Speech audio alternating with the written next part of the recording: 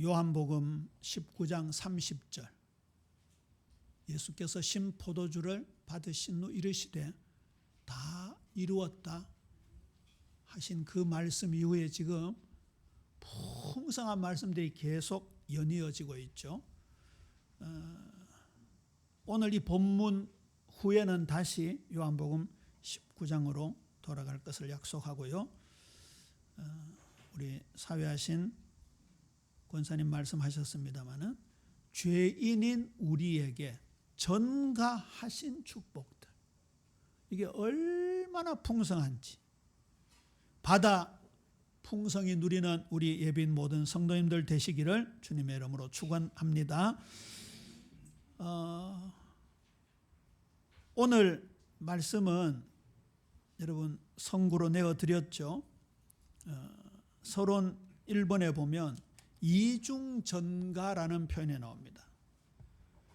여기 이중전가라는 것은 우리는 예수님께 이것 드렸는데 예수님은 이것을 풍성하게 주셨다. 그런 의미에서 이중전가인데, 이거 말씀을 살펴보면요, 여기에도 아까 말씀드린 풍성한 사랑을 절절히 느낄 수가 있습니다.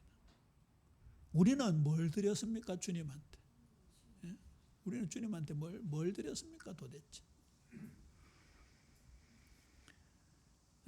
이 축복이요, 앞으로 받을 축복이 아니라 지금 현재의 축복인 줄로 믿으시기를 주님의 이름으로 축원합니다. 그러면 그 현재적으로 소유한 것을 우리가 받아 누리고 사용해야 되는 거지.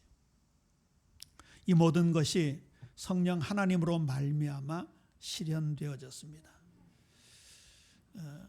루터는 이 부분을 신랑 신부가 반지를 교환하는 것에 비유해서 거룩한 교환이라고 했습니다. 그가 찔림은 우리의 허물 때문이요, 그가 상함은 우리의 죄악 때문이라. 그가 징계를 받음으로 우리가 평화를 누리고 그가 채찍에 맞음으로 우리는 나음을 입었도다. 그 부분을 루터는 그렇게 해석했죠. 그 말씀을 비추어 보면 우리는 예수님께 뭘 전가시켰다고요?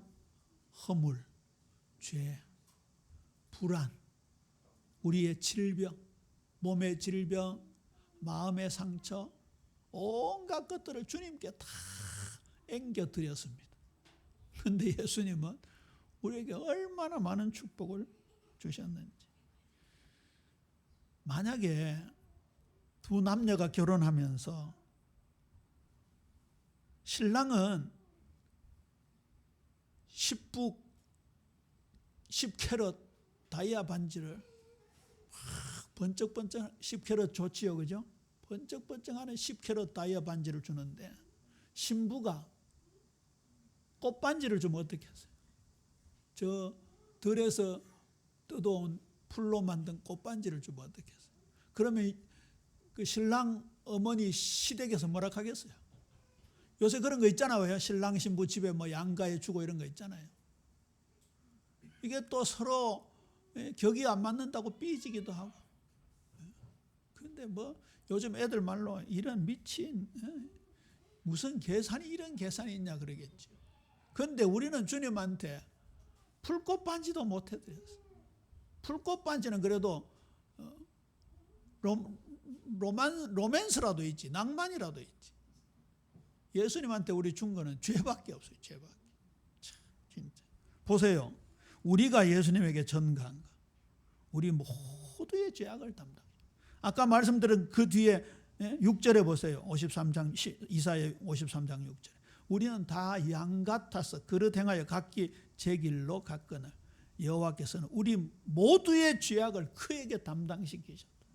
우리 모두의 죄악을 예수님께 덤태기 씌운 거예요. 구약시대로 돌아가 봅시다. 레위기서에 보면 제사가 많이 나오잖아요.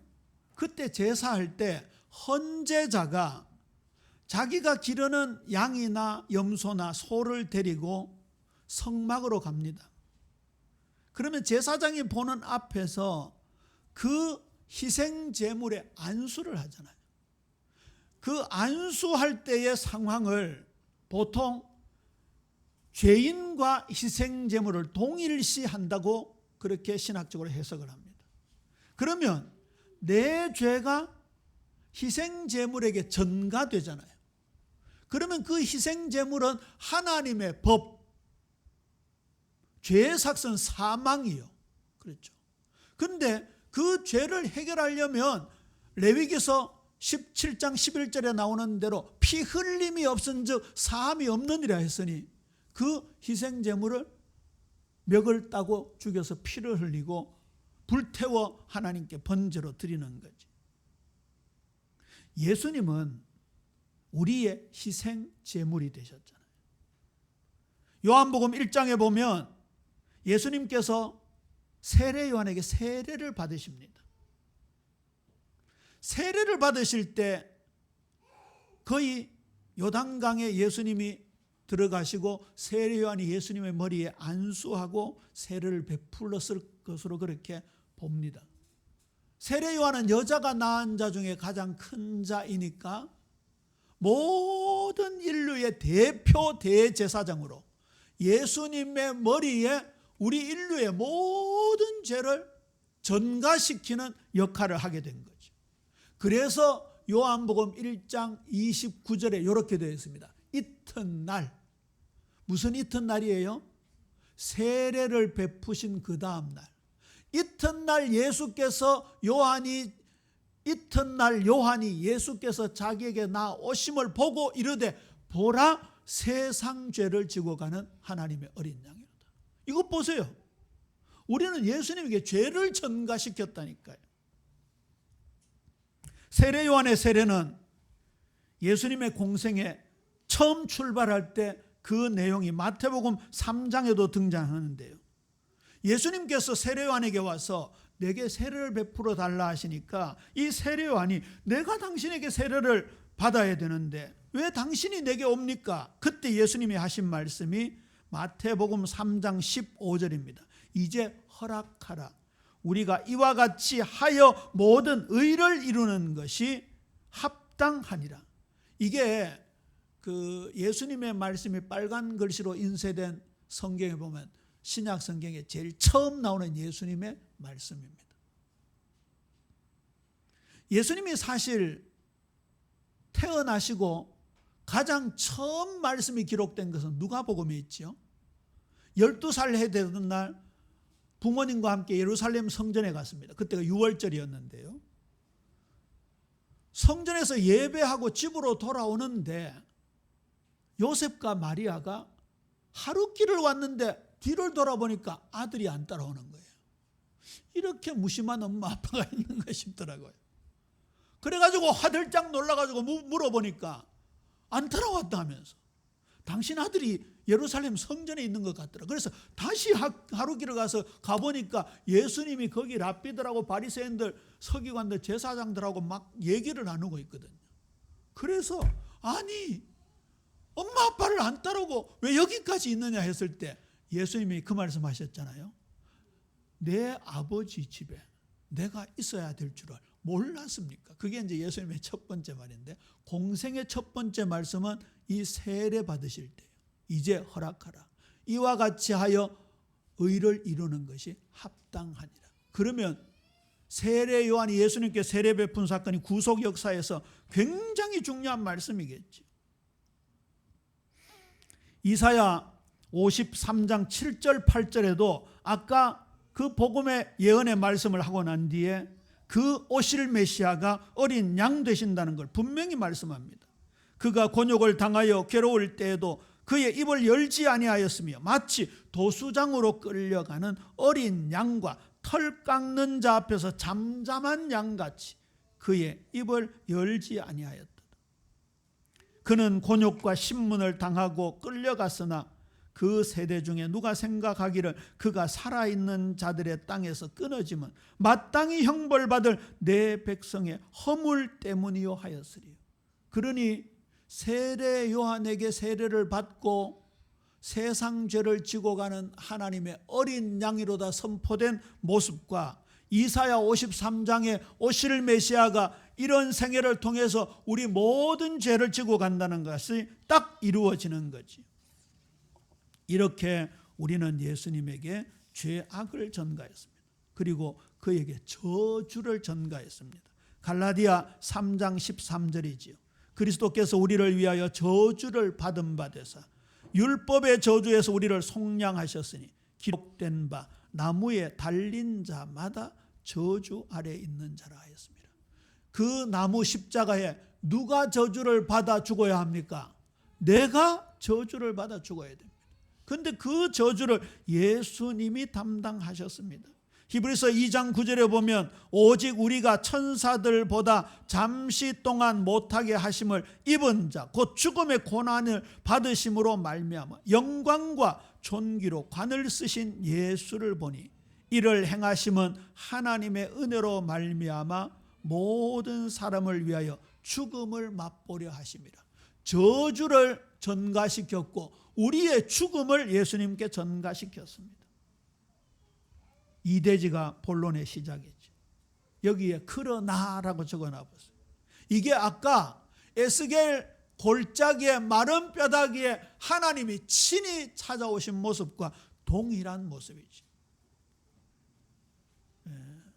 하나님의 사랑이라는 주제 외에는 해석할 길이 없어요. 해석할 길. 오늘 이 자리에 이 에스겔 마른 뼈다귀가 가득 찬 골짜기 같은 이 자리에 내 마음에 우리 하나님께서 독생자 예수 그리스도를 사랑의 사랑으로 보내주신 줄로 믿습니까? 그 예수님이 우리 마음 가운데 오셨습니다. 그리고 우리에게 다 이루었다 하신 십자가의 능력으로 우리에게 이제 전가해 주시는 것 보세요. 오늘도 목록이 많이 나오지요. 지난번에 우리가 이 성경을 기록한 히브리 사고방식으로 믿음을 이해해야 되고 삶을 이해해야 된다는 것을 제가 도표로 전해드린 적이 있습니다. 그리고 그 이후에 상당히 많은 도표를 그려드렸는데 꼭 간직하시기 바랍니다. 마음에 딱 간직하시고 가능하면 스크랩을 해두시면 좋겠습니다. 우리 영광이 가온이가 크리스마스 선물을 기대하면서 사모님이 만들어주는 그 총천연색 칼라 프린트를 찍으면 얼마나 간직하고 있는데 그 간직하면 크리스마스 선물 준다 하니까 매주일 간직하고 있는데 그게 말씀의 내용을 그림으로 그린 거예요. 버리셨습니까? 간직하고 있습니까? 대답을 못하네. 이거요 굉장히 중요한 겁니다. 제가요 특별히 이거 많이 애를 써서 만든 겁니다. 자, 뭐 그거는 그거고 특별한 해석 없이 한번 쭉 읽어보자고요. 예수님이 우리에게 전가해 주신 것입니다. 그게 오늘 본문입니다. 하나님의 의를 우리에게 주셨어요. 무슨 이런 일이 있습니까? 저는요 이거 말씀을 적다가 무슨 이런 일이 무슨 이런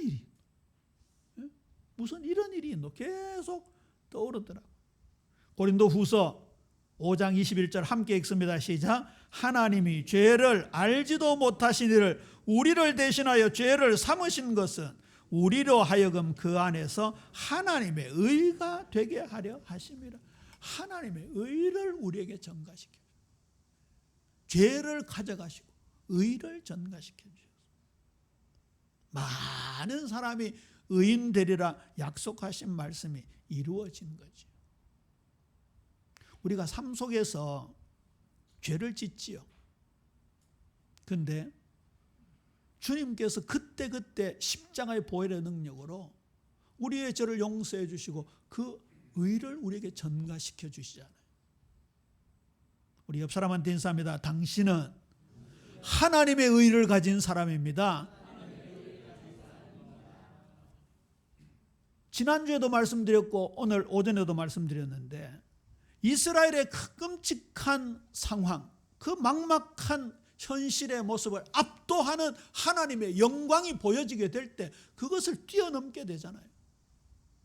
우리가요 주님의 큰 놀라우신 축복, 하나님의 의가 우리를 지배하게 될 때요 우리의 죄를 뛰어넘을 수가 있는 거예요. 그리고 그 의인은 능력이 나타난단 말이에요. 그 다음 보세요. 하나님의 생명을 우리에게 주셨습니다. 영생의 원 단어가 하나님의 생명이라는 뜻이라 했지요. 내 생명이 영원히 사는 게 아닙니다. 하나님의 생명이 우리에게 전가된 것입니다. 도둑이 오는 것은 도둑질하고 죽이고 멸망시키려는 것뿐이요, 내가 온 것은 양으로 생명을 얻게 하고 더 풍성히 얻게 하려는 것이라. 생명이 임했는데 또 풍성이 임한다고. 풍성이. 아이들이 태어나서 엄마 젖을 먹고 때가 되면 이유식하고 단단한 음식을 먹으면서 점점 성장하는 것처럼 우리에게 들어와 있는 생명이 더 풍성해지는 축복, 이걸 우리가 말씀을 통해서 받아가는 거예요. 오늘 보세요. 그 마른 뼈가 할 수 있는 건 없었습니다. 사람의 뼈가 그게 무슨 유익함이 있습니까? 짐승의 뼈는 뭐 장식을 만들기도 하고 곰국을 끓여 먹기도 하지만 사람의 뼈가 그게 무슨, 오히려 밤에 만나면 섬찟하고. 여러분 옛날에 우리 시골에 도깨비불 얘기 나왔잖아요. 공동묘지 가면 도깨비불. 그게 물리적 현상이에요. 이 뼈에는 인성분이 있어서 그게 이제 막 비가 온다든지 공동묘지가 허물어지면 거기에서 인성분이 나와가지고 공기하고 마찰되면서 화학 반응을 일으키는데 그게 파랗게 보이니까 도깨비불이라고 한 거예요. 그래서 사람의 뼈는, 사람의 죽음은 이렇게 남들에게 피해를 주고 두려움을 주는데 아무것도 쓸데없는 건데 거기에 하나님의 생명이 임재하니까 살아난 정도가 아니고 하나님의 극히 큰 군대가 되었다. 우리에게 그 생명을 주님으로 말미암아 부여해 주신 거예요. 그 다음에 보세요. 우리가 거룩함을 입었어요. 거룩함. 거룩의 반대가 뭡니까? 더러움 아닙니까? 세속 아닙니까? 육신 아닙니까? 히브리서 10장 9절에서 10절입니다. 그 후에 말씀하시기를 보옵소서, 내가 하나님의 뜻을 행하러 왔나이다 하셨으니 그 첫째 것을 폐하시면 둘째 것을 세우려 하십니다. 이 뜻을 따라 예수 그리스도의 몸을 단번에 들이심으로 말미암아 우리가 거룩함을 입었노라. 제가 종종 예를 드는 건데요, 우리 인생이 구겨지잖아요. 우리 인생이 반듯하게 살아야 되는데 구겨지잖아요. 또 구겨지고, 죄 짓고 구겨지고, 불신앙해서 구겨지고, 상처받아서 구겨지고. 근데요, 이거요, 우리 힘으로 편다고 칩시다. 저녁에 가서 기도하면서 펴고, 또 새벽에 일어나서 기도하면서 펴고, 그 다음날 또 구겨져요. 또 구겨져요. 옛날에 이량 목사님 그 유명한 말씀, 제가 오랫동안 기억나는데, 우리가 죄를 지어서 죄인입니까? 죄인이기 때문에 죄를 지을 수밖에 없습니까? 죄인이기 때문에 죄를 지을 수밖에 없습니다. 죄를 지어서 죄인 된 건 아담이에요. 근데 우리는 아담의 후손이에요. 죄인이기 때문에 죄를 지을 수밖에 없는 존재예요. 그런데 이 구겨진 인생이 예수 그리스도 안에 들어가는 거예요. 그래서 하나님은 예수 그리스도의 의를 보시고 우리를 하나님 자녀로 천국으로 인도하시는 거예요. 예수님의 거룩, 하나님의 거룩이 저와 여러분의 거룩이 된 줄로 믿으시기를 주님의 이름으로 축원합니다. 예수 그리스도와 함께하는 상속자로 축복하셨습니다. 이는 이방인들이 복음으로 말미암아 그리스도 예수 안에서 함께 상속자가 되고, 이것도요 아까 말씀드린 대로 미래에 받을 것이 아니라 현재적 소유예요. 우리 안에 이미 와 있다는 겁니다. 그 다음에 이걸 덤으로 주신 것들 이렇게 표현해 봤는데 사실 같은 맥락이지요. 그렇잖아요. 근데 성경 구절을 자세히 보세요. 3대지에 주신 것들은요 전부 화살표가 있습니다. 2대지에서 우리에게 주신 의와 생명과 거룩과 상속이라는 것은 우리에게 정체성을, 신분을 허락하신 것이니까 그대로 믿으면 돼요. 아, 죄인인 나를 하나님 의롭다 하셨구나 믿으면 돼요. 우리에게 영원한 불못에 가야 될 육신의 생명을 가지고 있었는데 하나님의 생명을 우리에게 주셨구나. 세속적이고 더러운 이들을 거룩하게 해주셨구나. 그 다음에 예수 그리스도와 함께 하늘의 상속자로 삼아주셨구나. 이렇게 믿으면 되는 거예요. 그 다음에 3대지에 예수님께서 덤으로 주신 것들은 전부 화살표가 있습니다. 로마서 5장 5절에서 6절에 보면 소망이 우리를 부끄럽게 하지 아니함은 우리에게 주신 성령으로 말미암아 하나님의 사랑이 우리 마음에 부은 바 됨이니. 제가 성령 충만을 성령이 넘침으로 말씀을 드렸잖아요. 오늘 성전에서 스며 나온 물이 온 광야를 살리고 사해바다를 살릴 정도로 어마무시한 양으로 늘어나는 걸 볼 수 있잖아요. 그게 마찬가지예요. 저와 여러분에게 하나님의 풍성한 사랑, 그 끝없는 사랑, 사랑하시되 죽기까지 사랑하시는 그 사랑, 한없는 사랑을 우리에게 부어주신 거예요. 자, 그러면 그 사랑을 가지고 우리가 뭐 해야 되는가? 그게 이제 오늘 3대지 1소지의 말씀이지. 우리가 받은 그리스도의 사랑으로 서로 사랑해야 되겠지요. 베드로전서 1장 22절 우리 실천사항이니까 함께 읽습니다. 시작. 너희가 진리를 순종함으로 너희 영혼을 깨끗하게 하여 거짓이 없이 형제를 사랑하기에 이르렀으니 마음으로 뜨겁게 서로 사랑하라. 할렐루야. 마음으로 뜨겁게 사랑하는데 우리 옆 사람한테 사랑합니다 고백합니다. 사랑합니다. 사랑합니다. 우리 조율래 집사님은 왜 앞으로 보고 합니까? 옆에 보이. 우리 집사님 옆에도 한번 켜보세요. 옆에 바로 옆에도. 저 경상도 사나이 회피하는 거 봐라. 이 권사님 평소 조 집사님이 사랑한다 이런 말 잘 안 하는가 봐요. 아이고 주여. 경상도 남자들 회개하시기 바랍니다. 그런데 이때 사랑합니다 할 때 내 사랑으로 사랑하는 게 아니고 누구 사랑으로 사랑하라고요? 우리 주님 사랑으로. 내게 전가해 주신 사랑으로 사랑하라 그 말이에요. 그게 되면요 아마 경상도 그 상처, 경상도의 그 무뚝뚝함이 벗어날 거예요. 내 사랑을 가지고 사랑하려니까 좀 어렵다는 말이 뭐예요? 표준말로 부끄럽고 어색하고 이 말이잖아요. 그걸 뛰어넘는 그 사랑을 하나님 주셨다고. 보세요. 예? 형제를 사랑하기에 이르렀으니 마음으로 뜨겁게 서로 사랑하라 했잖아요. 예수님도 말씀하셨어요. 예? 내가 새 계명을 주노니 서로 사랑하라 그랬잖아요. 사랑하면 내 제자가 되리라 그랬잖아요. 우리 제자 얘기는 많이 하는데 사랑 안 해요. 그럼 제자 아니잖아요. 그렇죠. 그 다음에 보세요. 능력을 베풀어 주셨어요. 능력을. 에베소 1장 19절입니다. 그의 힘의 위력으로 역사하심을 따라 믿는 우리에게 베푸신 능력의 지극히 크심이 어떠한 것을 너희로 알게 하시기를 구하노라. 능력을 주셨어요. 아까 성전에서 스며 나온 물은 저 대해까지 흘려보내야 되잖아요. 우리에게 주신 사랑을 흘려보내야 돼요. 우리에게 주신 능력을 사용해야 되잖아요. 고린도 후서 10장 4절 5절은 그 능력을 어떻게 사용할 것인가 잘 나오죠. 우리의 싸우는 무기는 육신에 속한 것이 아니요 오직 어떤 견고한 진도 무너뜨리는 하나님의 능력이라. 이 능력을 가지고 보세요. 모든 이론을 무너뜨리며 세상의 이론을 말하죠. 하나님 아는 것을 대적하여 높아진 것, 교만한 것을 무너뜨리고 그 다음에 보세요. 모든 생각을 사로잡아 그리스도에게 복종하니 그 능력을 다른 데 사용하지 말고 무엇보다도 내 생각과 싸워 이겨야 돼. 내 생각과.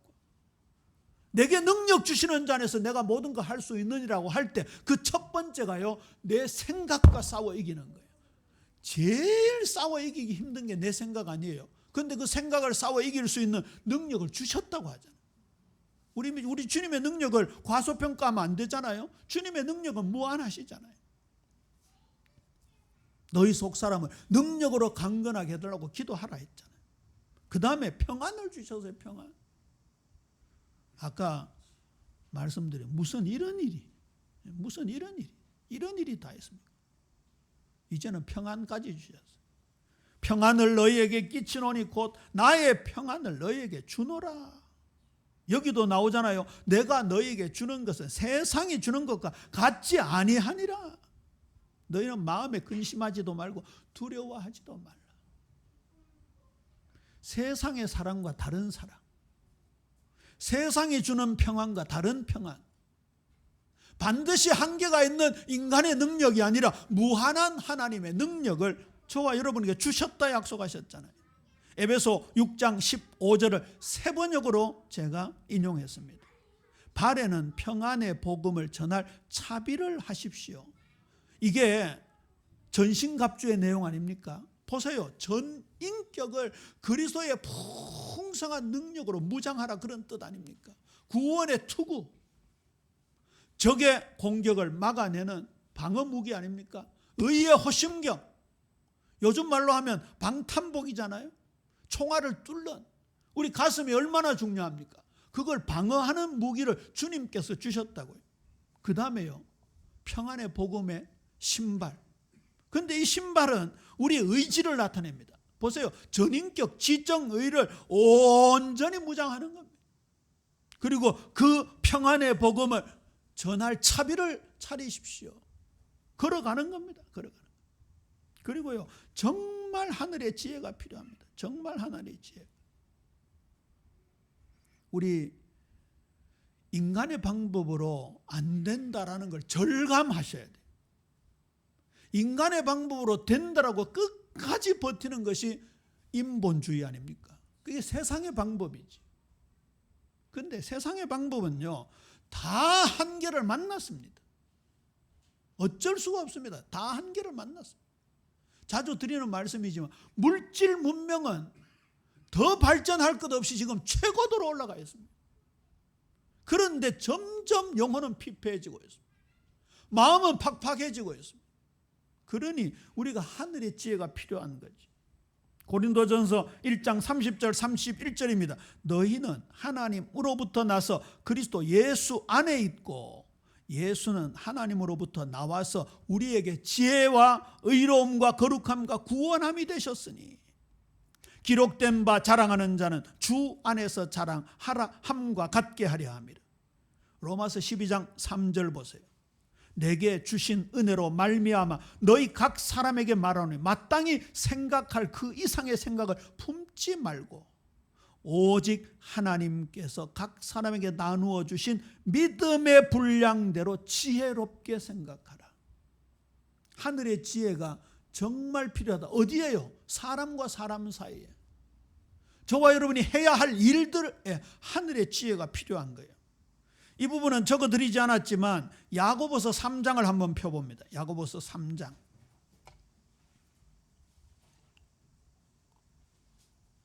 골로새서 2장 3절에도 그 말씀이 있지요. 예수 그리스도 안에는 지혜와 지식의 모든 보화가 감추어 있느니라.